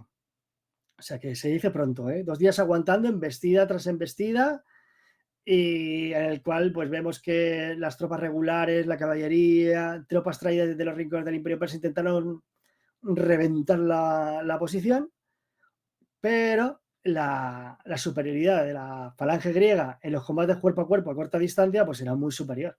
Estamos hablando de gente que iba armada con escudos de mimbre y unas lanzas de a lo mejor 1,60 m, 1,70 m de longitud, con unos señores que iban armados pues casi casi catrafactos, con una armadura de bronce o linotoras que eran lino, o sea, tiras de lino muy reforzadas con placas metálicas y con esos grandes escudos, el aspis, el famoso aspis u oplón, que les daba una protección extra brutal. Y después la Dori griega, pues tenía una longitud de 2 metros mínimo. Claro, podían llegar a zonas donde las lanzas persas no llegaban. Y acordaros de lo que he dicho, ¿no? Del tema este de que iban armados prácticamente con escudos de mimbre. Por mucha superioridad numérica, pues se estamparon, se estamparon, se estamparon, hasta que llegó un nombre que la historia pues ha maldito, que es el del pastor Efialtes. No es el jorobado ese que se ve en la película contrahecho, es una licencia romántica. Era simplemente un pastor que pasaba por ahí, que vio que podía sacar tajada. Bueno, estaba por ahí, estaba en el momento exacto, en el lugar exacto, en el preciso momento, ¿no? Y claro, viendo que podía sacar tajada, pues se presentó ahí a la corte del rey y dije, oye, mira, que yo conozco esas tierras y hay una senda, la senda Nopea, ahora ya te lo confirmo el nombre, lo acabo de leer, pues que si tú con un grupo de avanzada la recorres, pues puedes flanquear la posición. Y eso, pues dicho y hecho, pues a la segunda noche, pues Jerjes mandó a un grupo de inmortales. Los inmortales no es porque no pudiesen morir, ¿no? O no hacían referencia a esa película de los 80. Los inmortales era porque era la guardia personal del rey que estaba compuesta por 10.000 componentes y cuando moría uno, pues enseguida pues era nombrado otra persona para ocupar su lugar. De manera que la guardia siempre estaba compuesta por 10.000 guerreros, ¿no? No eran ninjas con máscaras ni gente contrahecha. O sea, era gente, pues, si buscáis imágenes, Bueno, veréis sí, sí, en las películas de cuando se le cae, total. parece un orco, ¿no? Son como orcos lo que hay debajo. Y además con ninjas, con katanas ahí, y dices tú, madre. A ver, que sí, que a mí ya te digo, volvemos sobre la película. A mí me gusta la película, de hecho la vi 3 veces en el cine, para que no lo sepa, y es muy, muy épica. Pero es que esta licencia, buff, ¿sabes? Al final distorsionan en última instancia, pues lo que hacen, pues distorsionan la realidad de mucha gente que no tiene ni puñetera idea de esto, no por nada malo, ¿no? Simplemente por desconocimiento, no le interesa o tal. Y entra a través de esta película, pues puede llevarse pues una idea equivocada de lo que realmente era. Por eso hay que recalcar que es una gran película basada en una novela gráfica que está muy bien adaptada, pero no Oye, corresponde. y lo de que les lanzaban bombas con pólvora y todo eso, que salen ahí, ¿podía ser? Por poder ser, bueno, que allá pues también utilizan ballestas, ¿sabes? Y nadie pusimos el grito en el cielo, pero bueno. Ballestas, Y lo que en los árboles que ponían todos los cuerpos ahí con las extremidades cortadas, eso también es es verídico, ¿no? Pues En... seguramente sí, algún tipo de castigo y tal, pues para como ejemplificante, ¿no? Lo que nosotros conocemos como crucifixión, que ponemos ahí por las grandes obras de Renacimiento, donde se figura la típica cruz así súper bien hecha y tal, pues seguramente utilizarían árboles. Árboles, maderos, el primer tablero, lo primero que pillaran, pues para. Y esto seguramente pues sería una referencia a esto, ¿no? A ver, desde Seguro, opinión. seguro. Sí, sí, sí, sí. Bien, pues nada, pues tenemos aquí a los inmortales, que os invito a que busquéis sus imágenes por internet, esos señores así vestidos a la persa, ¿no? Con la armadura, con la cota de malla debajo, bueno, con la armadura debajo llevarían, con sus túnicas vistosas, porque a la guerra se va de uniforme, como dijo el Capitán América, con sus arcos compuestos, que eran muy potentes, sus lanzas, etcétera. Y estos pues recorrerían la senda nopea y se encontrarían pues al destacamento que dejó Leónidas para cuidarlo, que no lo guardarían muy bien, ¿no? Porque estos eran los famosos acadios, si no voy mal, pues vieron que venían los inmortales y ¿qué es lo que hicieron? Pues huyeron, ni siquiera plantaron batalla o intentaron retener al ejército para mandar el mensaje de Leonidas, simplemente pues abandonaron el paso y se fueron a decirle al hegemón, al general en este caso, al gran Leónidas, a decirle que mira, que nos vamos porque nos han rodeado, nos han sorprendido. Pues nada, ¿qué pasó? Pues Leónidas ante este hecho, ¿qué es lo que hizo? Pues hizo una espartanada. Decidió retirar al ejército aliado con la premisa de vive hoy, lucha mañana. A ver, tampoco se podían permitir el lujo de, De de perder muchos desperdiciar hombres, hombres, claro. Mm. además en estas condiciones, ¿no? Y él, pues como su ley espartana pues le impedía volver a casa si no era muerto o victorioso, pues se quedó con sus 300 guardias de corps, los 400 tebanos como rehenes, que nadie en la historia no habla de ellos, pobrecito, para evitar que su ciudad se pasara al enemigo, y a los 700 tespios, que los tespios estaban muy cerca de ahí, es una ciudad-estado que está muy cerca de la zona, que no, no, nosotros nos quedamos, porque si nos vamos aquí y nos retiramos al otro lado del istmo de Corinto, nuestras familias van a caer, por lo menos vamos a ganar tiempo para que se puedan replegar o defenderles, porque ¿qué nos queda? O sea, nosotros defendemos nuestros hogares. Y al Claro, final, pues se quedó bueno, sacar las cuentas, unas 1.400 personas se quedaron ahí en una última defensa para permitir que el grueso del ejército, pues se retirara y ocupara su posición, ¿no? Su nueva posición claro. que estaría marcada en el istmo, ¿no? En el istmo de Corinto. Y aquí está lo poético. O sea, aquí está lo poético del Sí. asunto. Claro, Sí, claro. hay que recordar que la ley espartana pues, prohibía el abandono del combate y el oráculo había profetizado que la ciudad solo salvaría si caía un rey.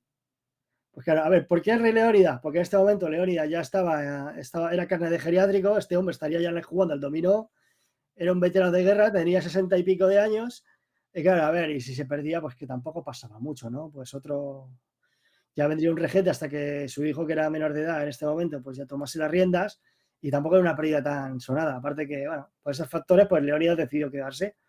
Al final, los persas finalmente aniquilaron a este pequeño contingente, incluyendo a Leónidas. Dicen las fuentes que murió acribillado a flechazos, y Jerjes lo primero que hizo cuando llegó al campo de batalla pues fue a buscar el cuerpo, decapitarlo y plantar una pica como ejemplo de lo que pasaba con los que se oponían al poder del gran rey, ¿no? El gran rey no era un dios como en la película, ¿no? Los reyes persas, bueno, los grandes reyes persas eran considerados el emisario del dios, ¿no? La boca de Azura Mazda, el dios del bien, no era esa personificación, era su heraldo, ¿no? Su profeta, ¿no? Sí, sí, Bueno, sí. pues dicho esto, pues paralelamente a estos acontecimientos, pues volvemos a la flota griega, ¿no? Al mando de Euribíades, el navarco espartano, ¿no?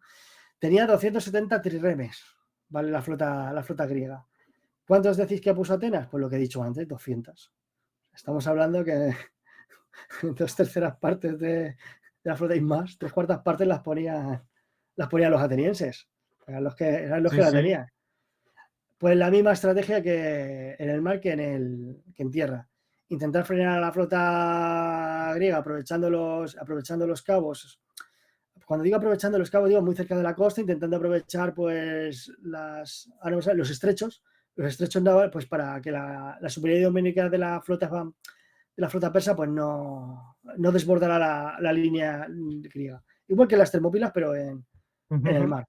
¿Qué lugar escogieron para aplicar esta estrategia? pues el cabo de Artemisio.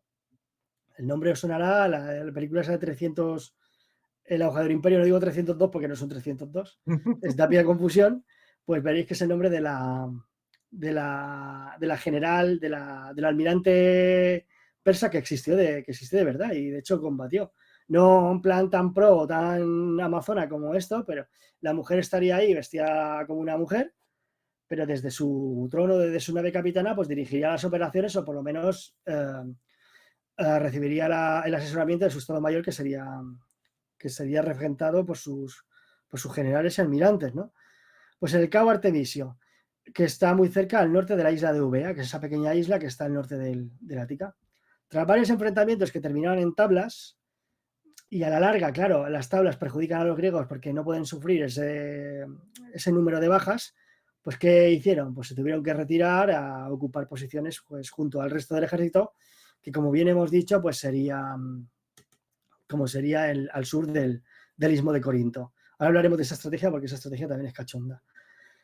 Y bueno, claro, aparte que tampoco tenía sentido que la flota siguiese resistiendo ahí, ¿por qué? Porque las Termópilas habían caído y el ejército de tierra pues ya estaba avanzando hacia la Grecia central. ¿Qué pasa en la Grecia central? Tebas se pasa al bando de los medos, porque claro, no tiene sentido resistir, y el gran rey pues se planta en el Ática. ¿Qué pasa en Atenas en este momento? Yo creo que ese momento debía ser el apocalipsis. El mineralismo va a llegar. O sea, esto ya no. Esto Oye, sería. antes de llegar al apocalipsis, em, ¿qué desgaste tuvo el ejército eh, de los griegos, por así decirlo? ¿Qué desgaste tuvo? ¿Tuvo un desgaste importante? O sea, perdón, del ejército griego.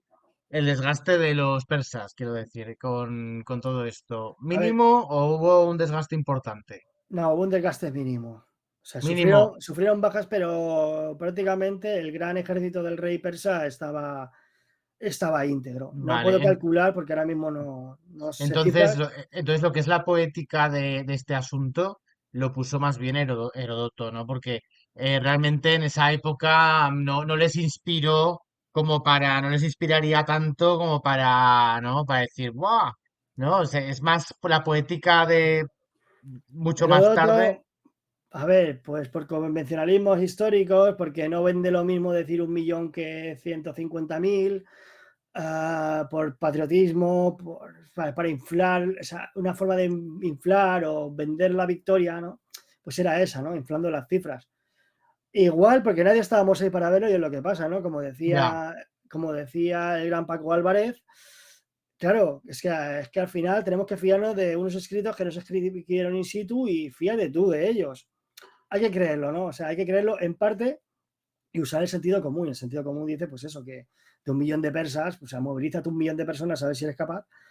Pues hoy en día, pues inténtalo en esa época, ¿no? El sentido común dice claro, eso. Son claro, claro, estimaciones que hacen los claro. historiadores en función, pues bueno, pues tras batallas, ojeando con lupa las fuentes, con los detalles, etcétera.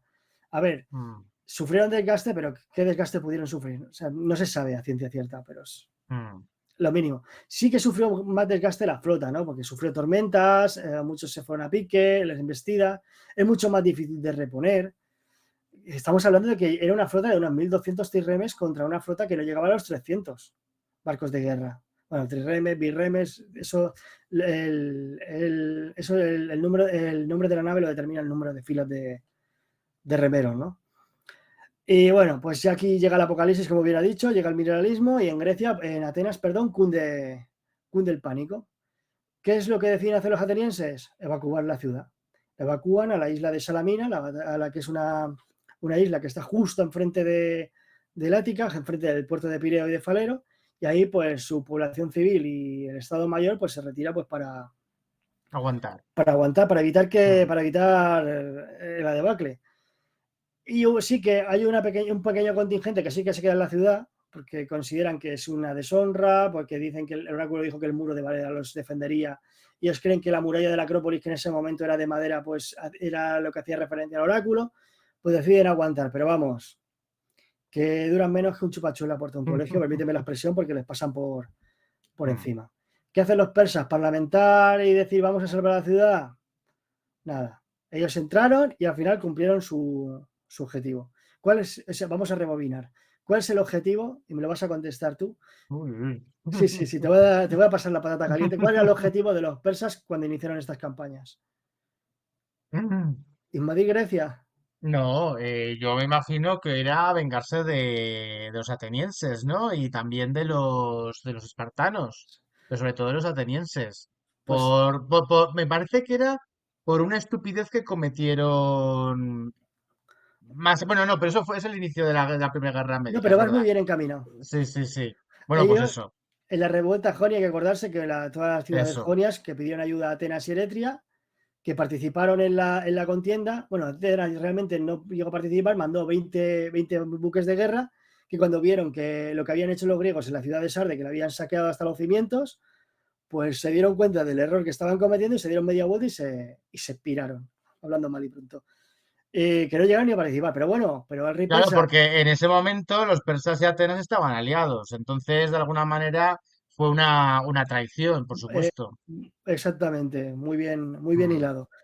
Y claro, eso el rey persa nunca lo olvidaría. Esa herencia pasaría del rey Darío, pasaría a su hijo Jerjes, y su objetivo era castigar a las ciudades de Eretria y Atenas. Eretria había sido castigada y sus habitantes deportados, pues ahora tocaría el Atenas.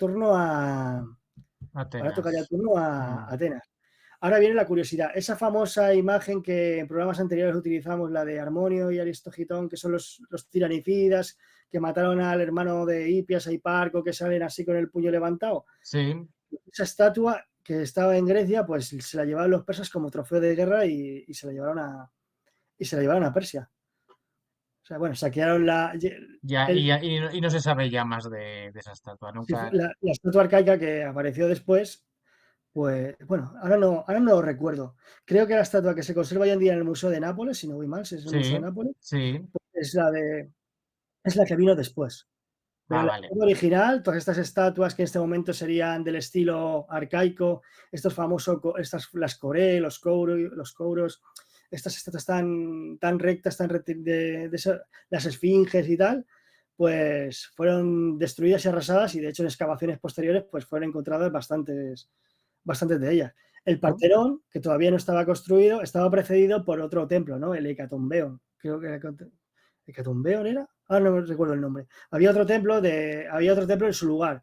También estaba en construcción, pues fue arrasado y sus cimientos posteriormente serían utilizados para construir el archiconocido Partenón, ¿no? Consagrado a la diosa Palas Atenea. Pues aquí han entrado en Atenas, se han destruido, arrasado y saqueado la ciudad. Por lo tanto, bajo mi punto de vista, esta guerra es un empate técnico porque los persas consiguen su objetivo, que es castigar Claro, lo que pasa es que no consiguen a la gente. Esa es la historia, ¿no? esto muy poéticamente se dice luego, ¿no? Porque ¿qué es una ciudad? ¿Son sus edificios y sus construcciones o son su gente, la sangre que da vida, o sus instituciones, su cultura? Pues algo así pensaron y lo plasmaron porque una de las ideas finales. Vayamos al abismo de Hell. Sí, sí, sí, exactamente. Es que al final todo parecido, ¿eh? Con la realidad es pura Sí, sí, sí, coincidencia o no tan sí. pura coincidencia. Todo está inventado, como se suele decir. Yo creo que se basaron un poco en esto. Y claro, ahora veremos que los atenienses, pues en última instancia, incluso se plantearon a abandonar la Hélade y emigrar al sur de Italia o a Sicilia para fundar ahí su propia ciudad-estado, ¿no? Pues bueno, Atenas ha sido saqueada y empiezan pues las negociaciones entre los atenienses y, bueno, la Liga Helénica y los persas. La- Yo me río porque el plan inicial de la Liga Helénica, liderada por los espartanos, ya veréis, por eso para mí están hiperinflados, súper sobrevalorados, era atrincherarse detrás del istmo de Corinto con una barrera física y esperar ahí contener a los persas hasta que la calma amainase. Mm, Vamos a ver, un imperio como el persa que puede levantar barcos como churros, con todos los medios logísticos que tiene, ¿no se le habría ocurrido bordear y desembarcar en otra parte del claro, Peloponeso y claro. aplastarles por la retaguardia? Mm, Claro, cuando vieron que los intereses de la liga, los atenienses estoy hablando, eran recluirse detrás del istmo, pues dijeron, oye, que nos estáis dejando con el culo al aire, lo que les hicisteis a los tesalios. O sea, estamos abandonando nuestra ciudad, estáis pasando como la sí, mierda, sí, sí, permíteme hablar sí, así, de sí. nuestros Sí, sí. intereses, y para defender los intereses de unos terceros que nosotros no son ajenos. Nosotros estamos aquí pues para cumplir un pacto. Y al final, ¿qué pasó? Pues Atenas pues empezó a negociar de forma individual con Persa, incluso amenazaron pues con pasarse el bando de los persas, ¿no? Llegaron a un acuerdo con ellos, mira, que sí, que aceptamos entregar la tierra y el agua, que era lo que nos ha traído esta puñetera situación, y ya está, y aquí no ha pasado nada, seguimos los tratados, nosotros seguiremos con nuestra forma de gobierno, si puede ser, etcétera, etcétera. Pues claro, pues a la liga eso ya no le fue bien. Aquí ya viene, y lo tengo por aquí lo tengo por aquí, lo he escrito de esta forma: Temístocles amenazó con pactar con los persas un tratado de paz favorable a la ciudad, que es lo que he dicho. Ante tales amenazas, la flota se trasladó al estrecho que separaba la isla de Salamina. Claro, es que estamos hablando de que el principal aliado y el que aportaba las naves que eran tan importantes para esta campaña se estaba retirando. Pues esto es que al final estás forzando a la liga Claro, a moverte claro. la dirección que interesa a Atenas, ¿no? Porque, repito, son los que ponían la mayor cantidad de barcos y eran los que habían sufrido las consecuencias de esta guerra. Pues al final, lo que hicieron los griegos, pues se retiraron con la flota a la isla de Salamina, donde estaba su gente, y ahí pues emboscaron a la flota persa. Digamos que, muy resumido, provocaron a la flota persa para que entrase El estrecho. en el estrecho, y ahí pues anularían su capacidad de maniobrabilidad, porque los triremes atenienses eran mucho más pequeños, bueno, los de la liga eran mucho más pequeños y aprovechaban pues, para emboscarse y se podían manejar mejor, anularía, pues la estrechez también obligaría que a los persas no pudiesen beneficiarse de la superioridad numérica, y al final pues esta batalla, la conocida como batalla de Salamina, porque se disputó en el estrecho que separaba Salamina del continente, pues fue un completo éxito de la flota ateniense. Y eso, este episodio sería el punto de inflexión que consagraría a Atenas como una gran potencia naval en los próximos 50 años siguientes. Bueno, un poquito más. Hasta el final de la guerra del Peloponeso. O sea, fue una derrota sin paliativos. A ver, Sí, sí. unos pobres soldados persas desembarcaron en una pequeña isla que se llama la isla de Pistaleia, justo enfrente, para intentar evacuarla, pero se quedaron ahí tirados y los hoplitas que desembarcaron pues los pasaron a cuchillo. O sea, no quiero entrar en los pormenores de esta guerra porque de esta batalla, perdón, porque requeriría un episodio entero para analizarla, ¿no? Sí, sí, sí, la batalla de Salamina, sí, famosa. Otro granito poético, que nos han dejado allí. Y claro, y bueno, pero mientras tanto los persas estaban en Atenas, ¿no? Que estaba ahí al lado. Bien, ahí viene la anécdota, ¿no? El gran rey, dice también Heródoto, que se había construido un rey en una posición en la que se divisaba todo el campo de batalla y ya estaba preparado pues, para el triunfo final, porque una vez aplastada la flota, pues ya nada impediría que sus tropas pudiesen cruzar al Peloponeso y aplastar pues, a las pocas ciudades pues, que les quedaban para pasarlas por el aro. Y fue testigo de la derrota estrepitosa de su Sí, la flota. Dicen derrota que se naval, enfadó sí, un sí. montón, pero bueno, ¿qué consecuencias tuvo esta batalla? ¿No? Pues para lo que nos ocupa, que es la historia de la ciudad de Atenas, que es inseparable a la de su forma de gobierno. Pues ante la pérdida de la flota, el grosso del ejército terrestre tuvo que retirarse a Asia, pues la principal fuente de abastecimiento logístico se había perdido. Claro, no podías abastecer de forma efectiva pues, a las tropas que estaban sobre el terreno. ¿Qué quedó sobre el terreno? Pues unos 85.000 soldados bajo el mando del general Mardonio, para completar lo que faltaba para completar lo que era la conquista de la Hélade, ¿no? Ese objetivo secundario añadido en plan de, sí, pues os oponéis a mí, pues os conquisto. Para completar eso, pues ya te digo, 85.000 personas. ¿Qué hizo el rey? El rey se cerró un poco el culillo, permíteme hablar así. ¿Por qué? Porque se pensaba que, claro, estaba el puente que había dejado detrás desprotegido, y si alguno de los griegos, muy venido arriba con la victoria de Salamina, se le ocurría destruirlo, pues el rey se quedaría aislado Se queda aislado, claro, claro. y al final pues es cuestión de tiempo pues que El pues rey por se fue desgaste, por patas, claro. Mm, básicamente, o sea, yo creo que fue lo mm. primero que le pasó por la cabeza, ¿no? Su objetivo Mm. había sido cumplido, habría arrasado la ciudad, vemos que la arrasó 2 veces. Había castigado a los atenienses y dice, bueno, dejaré una fuerza nutrida bajo el responsable de la derrota, que era el general Mardonio, y hay que complete que yo creo que con esto basta.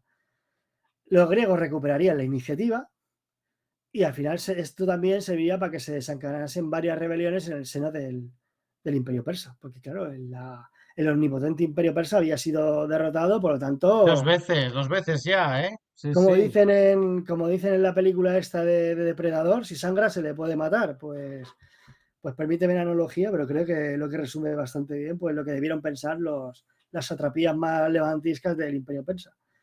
Bien, y ahora llegan pues las dos últimas batallas de la Segunda Guerra Médica, y con esto le pondremos fin, que es la batalla de Platea, que os sonará más, y la batalla de Mikala. Mikala es una pena, ha pasado desapercibida. Si conocéis la revista Despertaferro, ¿Mm? creo que es el último número de Despertaferro antigua y medieval, trata precisamente sobre estas dos batallas. Vale, Mardonio pasa el invierno con su ejército en la región de Beocia. ¿Por qué Beocia? Porque era la que le permitiría pues, establecerse debido a que habían medizado, ¿no? Se habían pasado al bando persa, ¿vale? Con la intención de retomar la guerra llegada la primavera del 479. Otro paréntesis, vemos que las operaciones militares se están desarrollando en un intervalo de un año. Antiguamente la guerra era estacional, incluso una guerra así de esta envergadura, ya veremos que en las guerras púnicas eso cambia, pero hasta ese momento las grandes campañas pues, se tienen que desarrollar cuando el buen tiempo lo permite, que es entre la Ujú. primavera y el otoño. Mientras tanto, pues inició una serie de contratos diplomáticos con las ciudades griegas, destacando el intento fallido de atraerse a Atenas mediante un trato favorable. O sea, que los atenienses se obstinaron y dijeron que hemos vencido en Salamina, lo queremos todo. ¿Qué hizo Mardonio? Pues volvió a la ciudad, se volvió a evacuar, bueno, los restos de la ciudad, y la volvió a arrasar. O sea, arrasó lo arrasado ya. Se debió quedar eso como un queso gruyo, y eso es interesante, ¿no? La Confederación Griega contó esta vez sí, por fin, ya era hora, ¿no? Con los 10.000 espartanos. Pero cuando digo los 10.000 espartanos, los 10.000 hoplitas, espartanos de pleno derecho, sinónimo, los espartíatas, los ciudadanos preparados para la guerra desde que nacen, ciudadanos de pleno derecho. Ahora sí. Y a esto se le sumarían otros 8.000 hoplitas atenienses. Y estos espartanos dejaron Esparta así como así? ¿Se arriesgaron? ¿No les queda más Es remedio? que, a ver, Claro. ¿qué prefieres? ¿Ser triturado o ser quemado? Sí, sí. Me van a. Es que, permítame hablar mal, ¿no? Es que me van a joder igual. O sea, Mm. tengo que preferir de qué manera voy a ser menos jodido. Yo qué sé, yo puedo interpretar eso de, mira, voy a intentar ganar esta campaña, neutralizo la amenaza persa y rápidamente pues Y vuelvo a luego la ya, ciudad. ya vemos lo que hacemos, sí, sí. Sí, alguna guarnición dejarían, algún seguro dejarían, pero vamos, pero que se la jugaron mucho, porque España era muy reticente a participar, y aquí de hecho lo he subrayado, ¿no? Como Esparta, siempre, Esparta, Esparta. Esparta. Has dicho España. Perdón, España, España, ya participaría. Ya le hubiera gustado participar a España. España, España es justamente todo lo contrario, macho. Si ven ese episodio de Numancia, así que se me venga Numancia, Segeda, ¿qué más ciudades hay así? Sagunto, buah, hay un montón de episodios que es para tratar de forma individualizada porque no tienen desperdicio. Pero bueno, volvamos a mis griegos. Pues a estos 10.000 espartanos se le sumaban 8.000 hoplitas atenienses, porque hay que acordarse que el ejército de tierra había sido evacuado a la isla de Salamina junto a la población. No existe un ejército ateniense al uso, ¿no? Ellos se hacían lo que nosotros conocemos como la mili, el servicio militar. Todo ciudadano varón podía ser llamado a filas y tenía que servir durante un tiempo pues, en el Ujú. ejército, o tenían que participar en las campañas que el Estado pues, requiriese. Pues ya estamos hablando de unos 18.000 hoplitas armados. Y a eso sabría también pues, el que pusiera las otras ciudades, pero bueno, las otras ciudades podrían poquitos, ¿no? Hasta que al final sumaría la friolera cifra de unos 20.000 aliados frente a las tropas de Mardonio. Esta considerable fuerza, la mayor agrupada por los griegos, o sea, no se reuniría un ejército hasta la batalla de Mantinea casi 100 años después, o sea que había muchos griegos sobre el terreno. Pues estaban bajo el mando del Polemarca, no, el Polemarca no, perdón, el Polemarca, el general, el estratego, Pausanias, que sería regente de la ciudad de Esparta, porque el hijo de Leónidas era menor de edad en ese momento, y fue el encargado de liderar la alianza, porque era Ujú. como me estoy repitiendo, pero es que era Esparta la que dirigía la liga, ¿no? Pues este desplegó el ejército en la ladera norte del monte Citerón, ¿no? Cerca de la ciudad de Platea, de ahí el nombre de la batalla, la pequeña ciudad-estado de Platea, siempre heroica, que fue la que siempre pilló cacho, pobrecita mía. Fue los que pusieron sus 1000 hoplitas para apoyar a Atenas cuando en sus horas más bajas, pues ahí estuvieron ellos y fueron también destruidos por negarse a abandonar el bando ateniense en la futura guerra del Peloponeso. Pues 3 semanas estuvieron de amagos, ¿no? De maniobras, tomando posición, recolocando los ejércitos, etcétera. Hasta que el momento en que se consideró que el momento favorable al ataque griego, pues fue cuando se decidió pues plantar batalla, ¿no? Buscaron ese momento favorable, perdón que me he trabado. A ver, esto es gracioso porque los espartanos estuvieron haciéndose los remolones incluso para esto, ¿no? Y está la famosa anécdota esta de que tenían que hacer los sacrificios expiatorios porque si no hacían los sacrificios expiatorios antes de la batalla no podía entrar en combate, etcétera, etcétera. Y cuenta que los persas les estaban disparando ya las flechas y aquellos protegiéndose con los escudos intentando sacrificar a la cabra, que la cabra, que el sacrificio sería mal, tenían que esperar otra vez, tenían que sacrificar hasta que al final el momento fue bueno y decidieron ir para adelante. Es que los espartanos han viajado poco. Es No que ese eran es como los atenienses, son de poco viajar. Entonces, claro, tienen costumbres ahí un poco gatetas, ¿eh? arcaicas, vamos a llamarle arcaicas. Arcaicos, cateto guión arcaico. Sí, sí, sí, no. No, y de hecho, hay un destacamento espartano se topó con el grueso del ejército persa y fue un poco eso lo que ya dijeron, venga, vamos a combatir ya, porque ¿qué hacemos aquí? Y nada, bueno, fue una batalla campal al uso. Al final, la poderosa infantería griega fue la que determinó, y el entrenamiento de las falanges espartanas fue lo que determinó la victoria para el lado heleno. Eso supuso la muerte del caudillo persa, del bueno de Mardonio, y que los persas, pues el ejército persa se desmoralizara y abandonase la posición. Y eso, pues al final hizo que, como se hacía en la antigüedad, el que permanecía en el campo de batalla al final del día era el que ganaba. Pues los persas se habían retirado, quedaron los griegos, saquearon el campamento, alucinaron con la cantidad del lujo que se encontraron.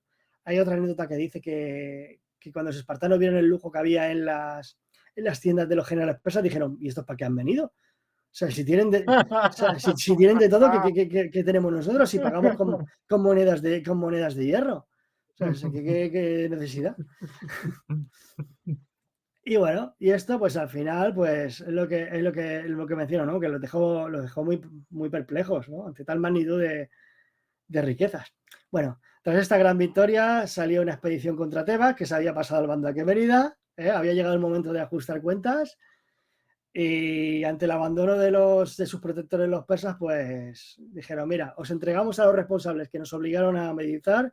Estos son los que votaron a favor de pasarse al bando de los persas. Nosotros no tenemos nada que ver, eran rehenes. Bueno, si cuando hay problemas todo el mundo escurre el bulto.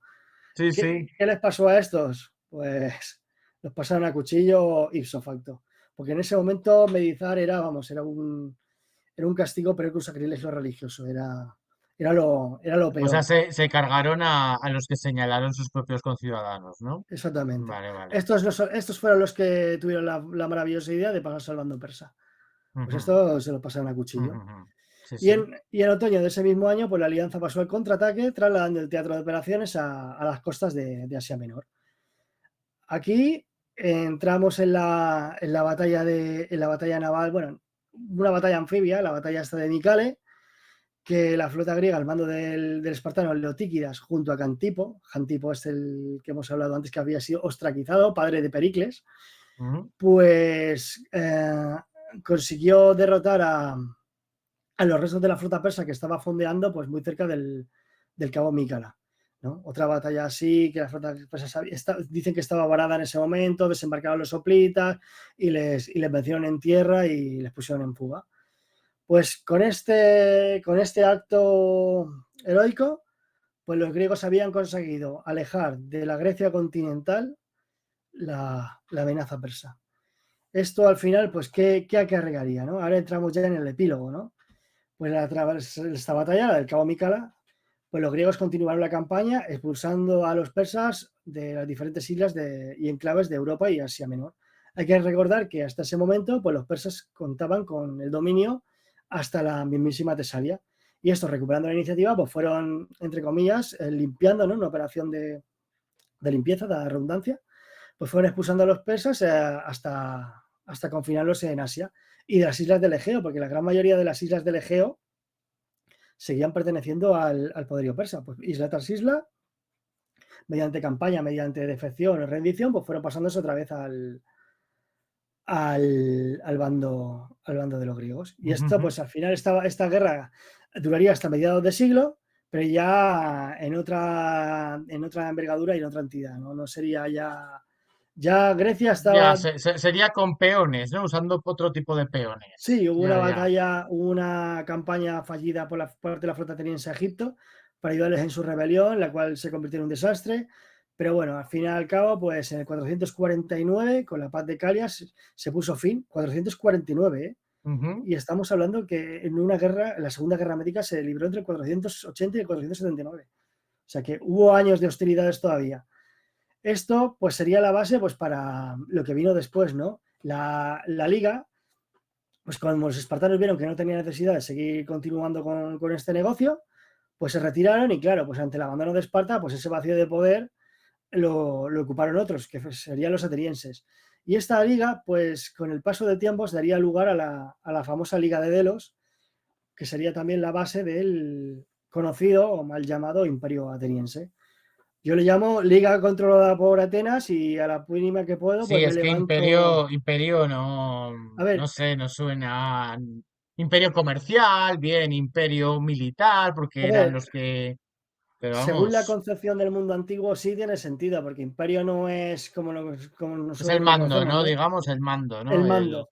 Y era el Mm. mando que tenía Atenas sobre una serie de ciudades, ¿no? Sería la hegemonía ateniense, la hegemonía de Delos. No, una liga, porque son diferentes ciudades confederadas con una política exterior común, que era la guerra contra el Medo, la guerra contra el persa, liderada pues, por la ciudad hegemónica, que era la que ponía los barcos y la que ponía el dinero. Claro, Y es que yo creo que aquí un poco sucede que siempre cuando hablamos de imperio, el canon nos lleva a Roma. Entonces, claro, todo lo que se vaya de ese canon, perdona que discrepe. o el Imperio Aqueménida, o Sería un imperio a la usanza de los grandes imperios del siglo XIX, los el imperios siglo XIX, coloniales. pues Napoleón y todo este tipo de cosas, ¿no? El dominio Pues sí, puede territorial de ser, la puede zona ser. para explotarla, para explotar los recursos. Aquí Pues el sí, imperio era pues el mando, cierto. ¿no? Imperium proviene de la palabra, Mm. ahora no me acuerdo la palabra griega, debería saberlo porque estamos hablando de griegos, porque creo que es el arqué. Corregidme si alguien lo sabe que lo ponga, pero creo que era el arqué, el arché se escribiría. Sería como se transcribiría la palabra en latín, la de imperium, mando.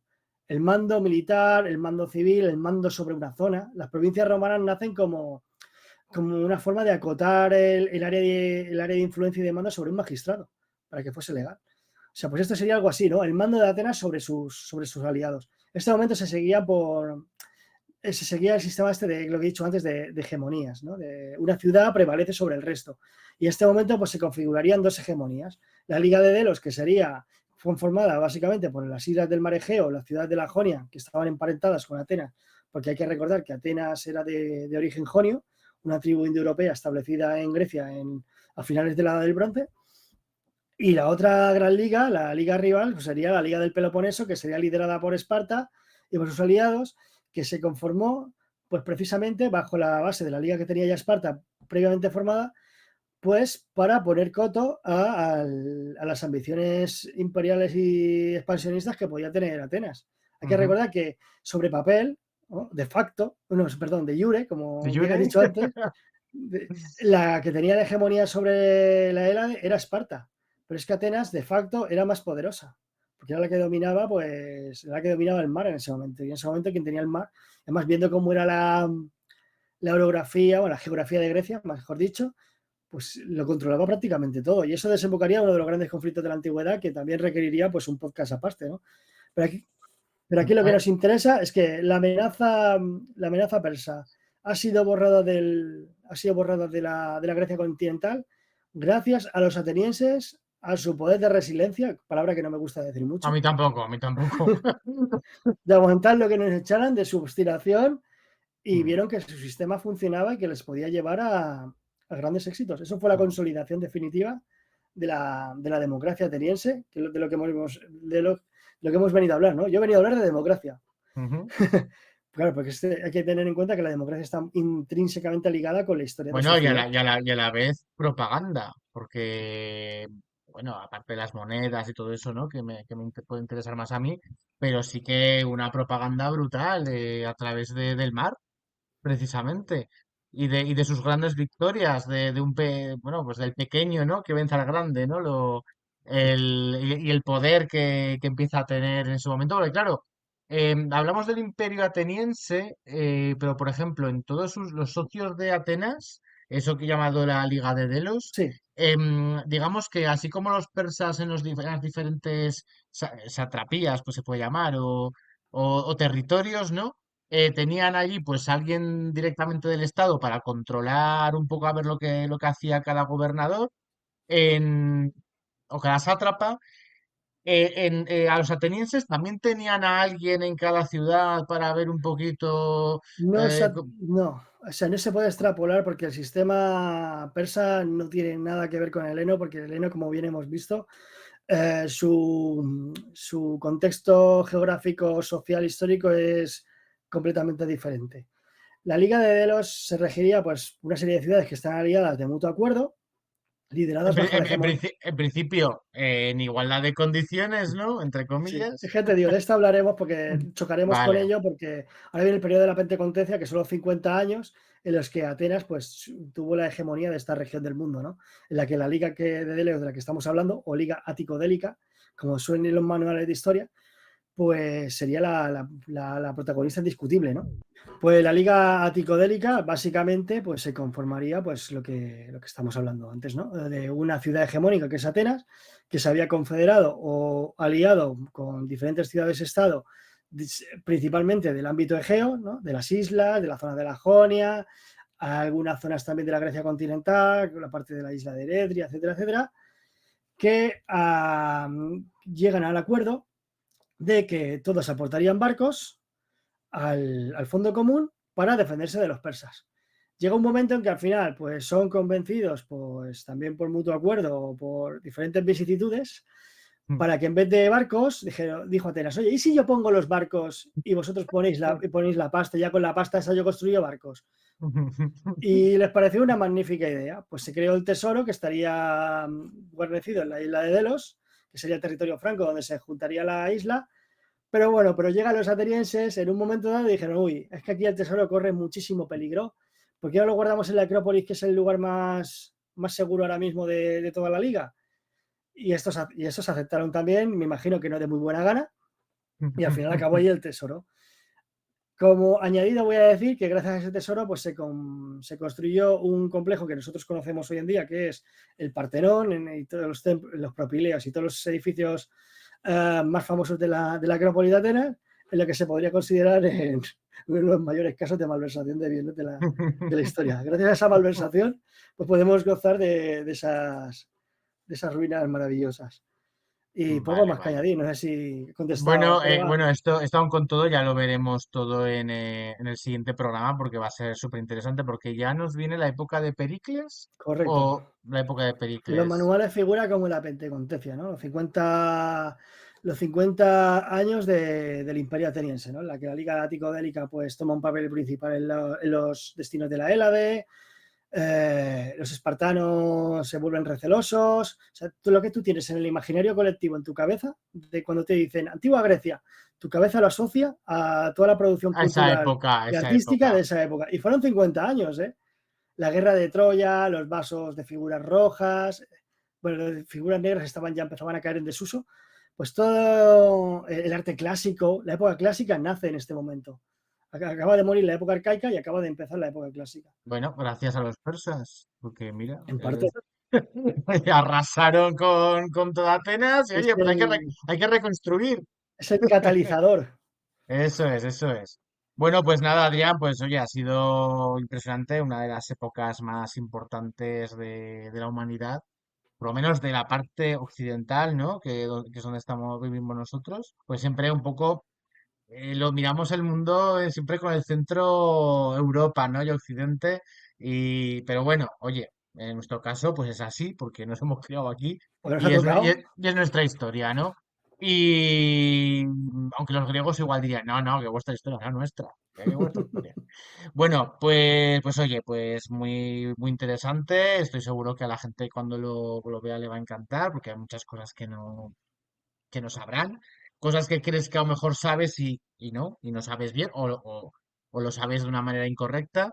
Y nada, Adrián, pues oye, pues un placer volver a tenerte aquí con esta saga que, bueno, pues ya queda menos, pues me imagino que quedará este capítulo, quedará luego otro más por el tema de las guerras del Peloponeso. Y luego ya vienen los macedonios, ¿no? Me imagino, ya enseguida, Después de la pues guerra del Peloponeso hay un periodo en que las ciudades-estado griegas se vuelcan unas contra otras, porque es lo que hemos hablado, el que deja un vacío de poder, pues al final lo ocupa otro, y como ratas a la carrera, ¿no? Título de una gran película, pues todos van corriendo pues a coger el testigo de esa hegemonía. Llegan los espartanos, después de los espartanos vienen los atenienses, parece que los recuperan por un momento, después aparecen los tebanos y en esa vorágine que al final supuso el final de la Grecia de las ciudades-estados, pues el último que fue ese lobo agazapado esperando su oportunidad, que no tenía esos problemas, ese ese bárbaro. semibárbaro, porque sería el reino de Macedonia, liderado por el grandísimo Filipo II, una figura que se habla poco, porque fue eclipsada completamente por su hijo Alejandro de Macedonia, Alejandro III de Macedonia, el Magno, Ujú. pues él ya llegó y ya puso orden. O sea que hay griegos para rato. Bueno, hay atenienses para rato. Bueno, Porque pues yo creo que como mínimo 3 o 4 programas más. lo Es que nos decir, interesa es, vamos por la mitad, más o menos, sobre y todo, deshilachar, porque habrá momentos que sean un poco más rollazo, que será de ver el sistema ateniense cómo funciona y un poco como. Porque ahora llega la plenitud de la democracia. Es este momento. La democracia radical, como fue conocida. vale, Bueno, vale, pues oye, pues porque ya que la saga está dedicada a la educación ateniense, allí yo creo que tenemos que incidir un poquito más, ¿no?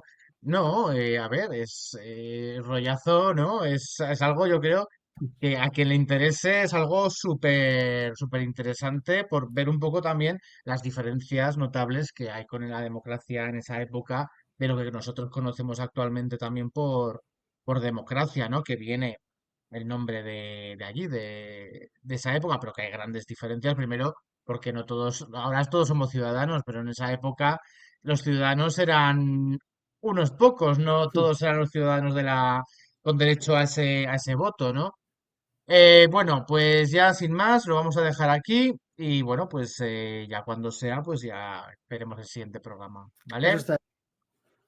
Bueno, Adrián, venga, oye, un placer. Si quieres decir alguna cosa, Pues nada, que recordaros que si no estáis suscritos en Boscanumi ya se está dando, así que darle a suscribir, a la campanita y a compartir para que llegue a más gente. Y el like, que es importante y que nos ayuda muchísimo. bueno, Y y por supuesto, ya que lo has dicho tú, pues suscribiros a la Taberna de Castro y Pollux, que bueno, pues que eso. aquí ya veis que de tema de historia, sobre todo también colabora a veces mucho con, ¿cómo se llama? Que estuvo aquí también, de los babilónicos y todo esto, ¿cómo se llama? El Jonathan, de Historia Podcast. Jonathan, con Jonathan exacto, que hay unas grandes colaboraciones. Además hay un programa que lo estuve viendo el otro día que ha tenido mucho éxito, tiene un montón de visualizaciones de ese tema. No El me acuerdo. Sumeria. Sí, ese. Sumeria pegó bastante Yo fuerte. me imagino que debe ser porque mucha gente conspiranoica dice, ah, Sumeria, a ver qué dice de los Anunnakis. Anunnakis. Cuidado que ahora por lo que acabo de decir, seguramente YouTube te ponga el status Ay, este de Wikipedia. ah, Los Anunnakis no son tal. es Es verdad, una es verdad, antigua raza mitológica. es verdad, es verdad. Bueno, venga, pues nada, sin más, hasta el siguiente programa.